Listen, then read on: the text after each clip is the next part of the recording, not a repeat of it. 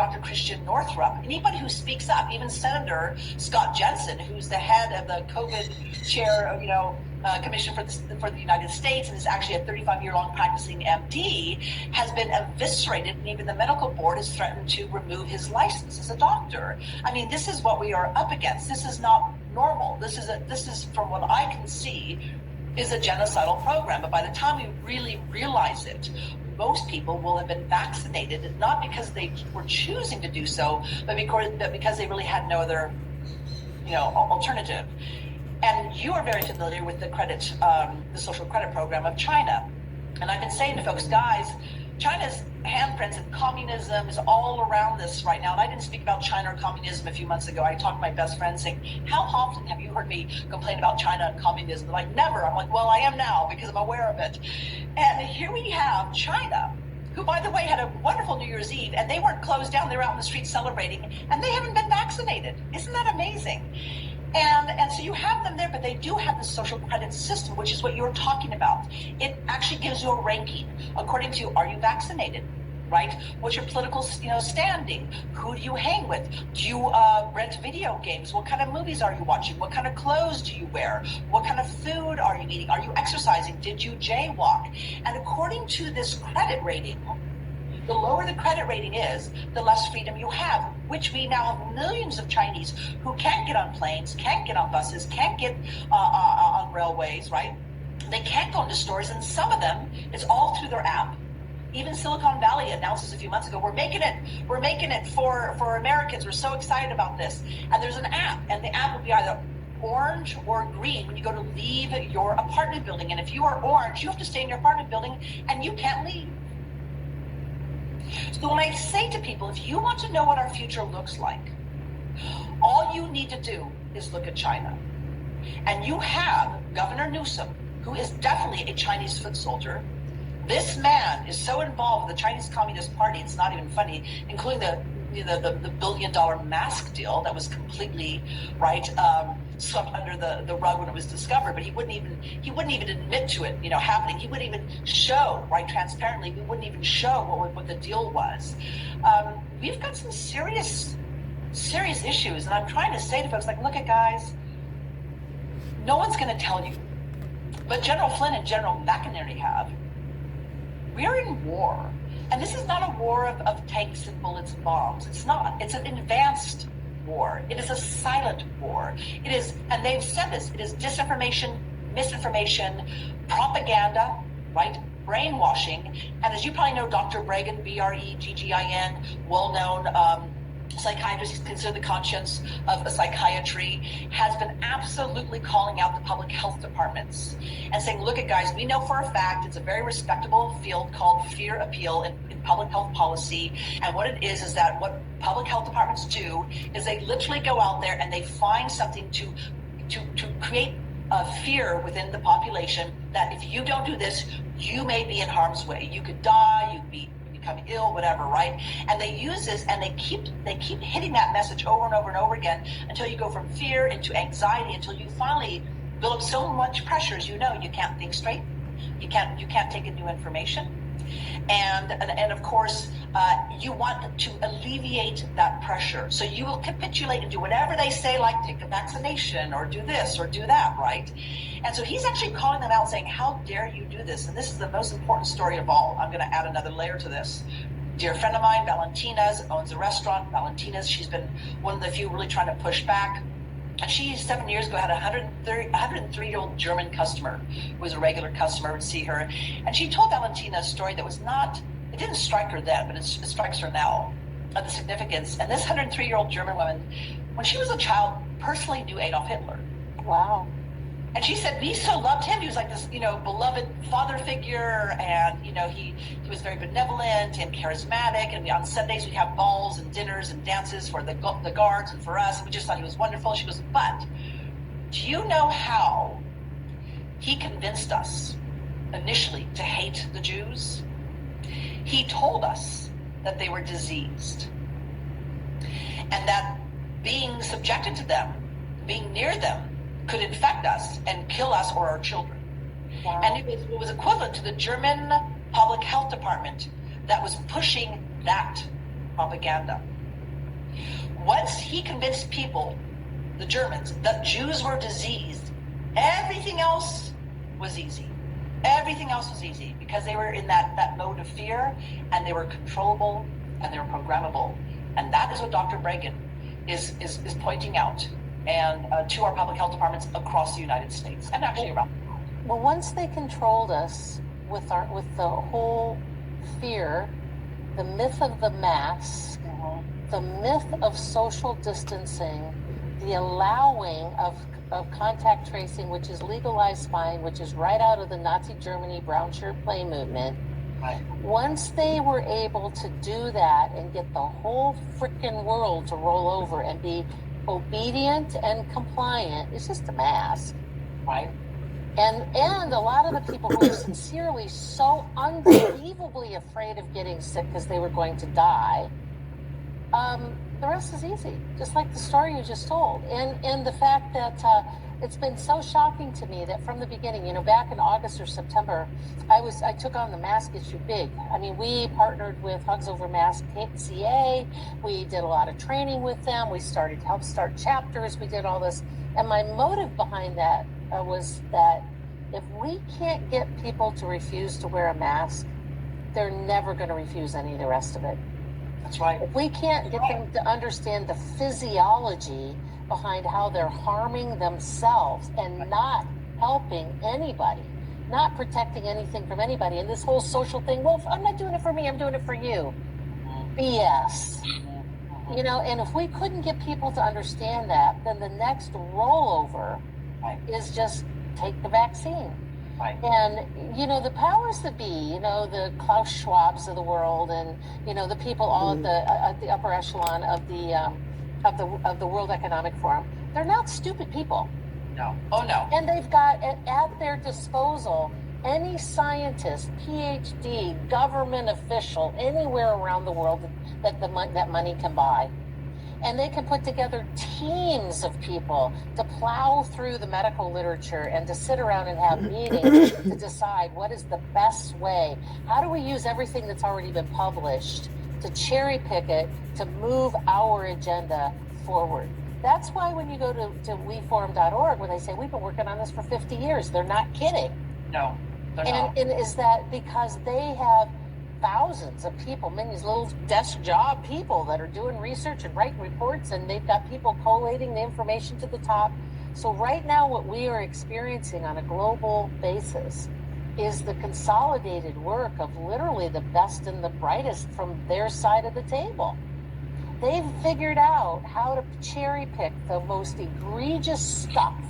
They found out what messaging, what verbal messages. When I wrote my first coronavirus article back in March, it starts out by saying at the top, I'm going to paraphrase it, but something like, unless you've been living in a cloistered monastery for the last several weeks, you would have been hit by 2.1 billion messages about the fear of this virus.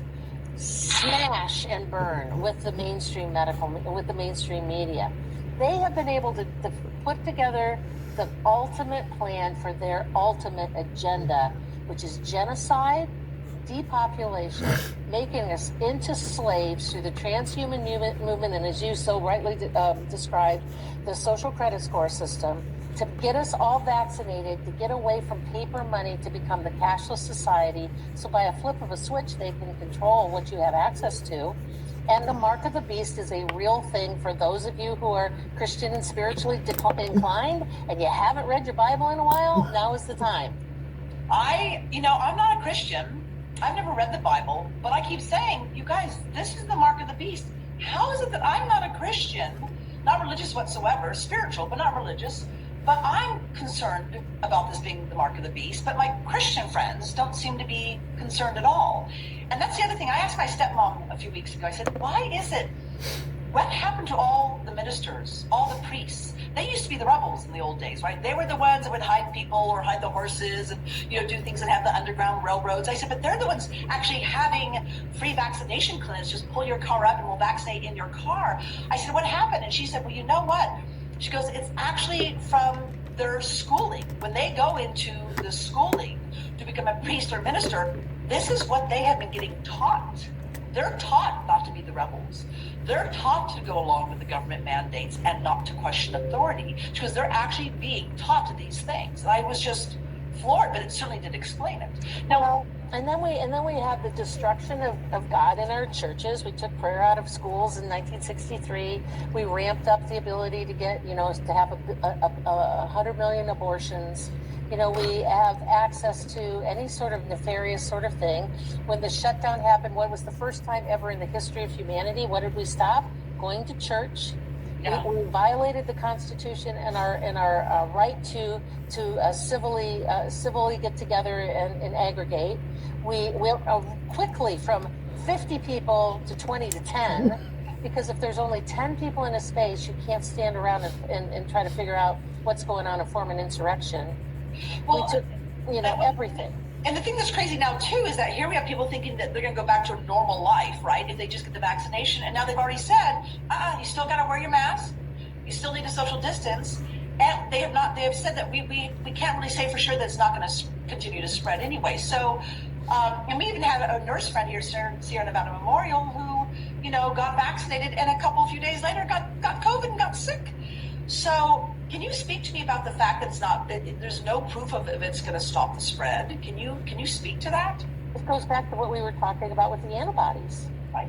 In fact, if anything, we're starting to see these pop up here and there like little popcorn things about these mutants.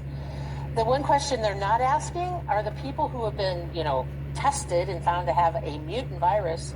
Have you been vaccinated with the COVID vaccine? Mm-hmm. Nobody's asking that question. So it's just turn the crank and make it worse. Well, what we have seen is interesting is I barely go out these days. I pretty much in my home body, and when I do, it's highly limited, a few places, and I really don't wear my mask. And my small pod of friends and family, we're not mask wearers, and we're not getting sick at all. Now, I have a lot of friends and family who are mask wearers, and they have gotten sick with COVID. Well, the CDC's own data says that of the people that get sick, of the people who are getting sick, over 80% wear masks all the time or most of the time. Right. The people who are not getting sick don't wear a mask. That should be a dead giveaway. Because everything that they've contrived here is the opposite. If they say up, the real answer is down. If they say wear a mask, the real answer is don't wear a mask. If they say left, the real answer is right.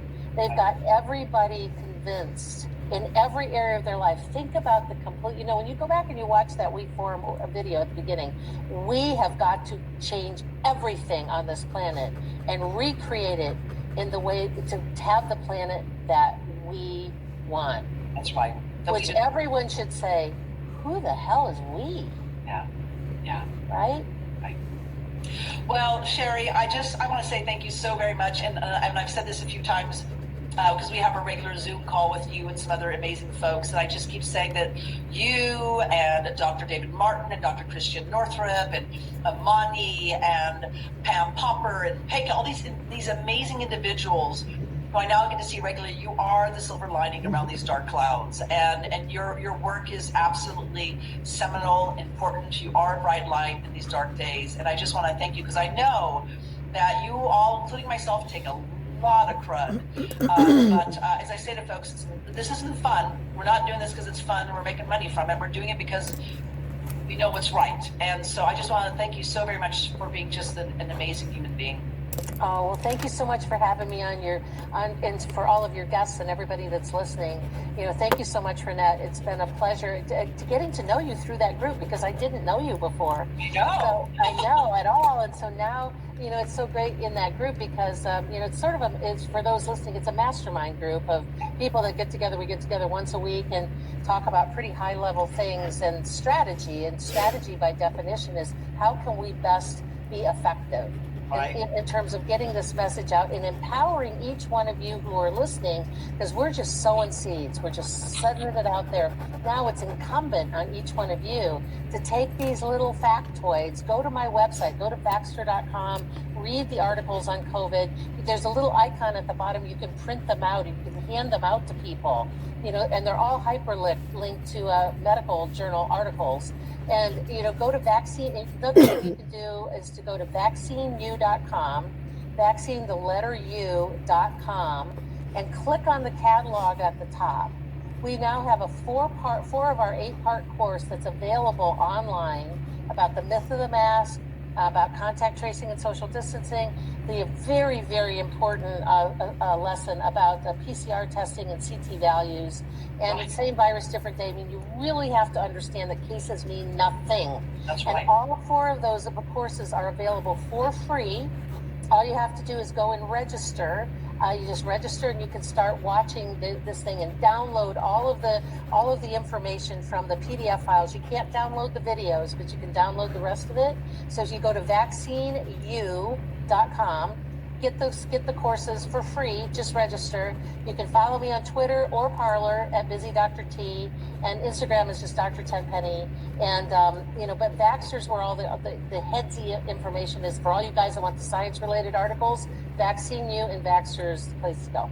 Fabulous. Well, thank you so much for shining your light. We'll probably do this again, maybe another month or two, because I'm sure there'll be more updates on their way.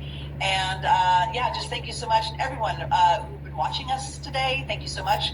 Please, if you can, share this link widely. It's meant for especially my town of Nevada County, Grass Valley, Nevada City. My objective is to bring information so you can make your own educated decisions. And so thank you so much for educating us, Sherry. I so greatly appreciate it. Thank you so much. Have a great day. I will, you too.